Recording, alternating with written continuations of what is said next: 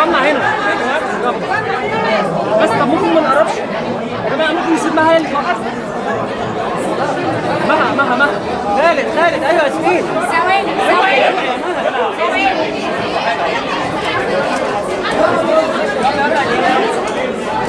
يا دينا بالراحه. ياسمين مليون مبروك الفيلم، تجربه مختلفه، شايفين التريلر كمان تجربه اكشن، فعايزين نتكلم عن التجربه كانت عامله ازاي بالنسبه لك؟ انا حاسه ان المايك داخل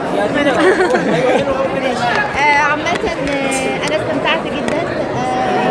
المخرج مش اول مره اشتغل معاه، هو مخرج هنا مسرور، فلطيف جدا، لذيذ قوي في اوكي تمام. انا كمان هو الفيلم لذيذ قوي عائلي، ان شاء الله يعجب كل الناس. هو مختلف عن الافلام اللي عملتها قبل كده. والحدوته ان هي بنت غلبانه صيدلانيه عايزه تشقى وتبقى حاجه، وقابلت سلطان واتبهدلت بقى معاه.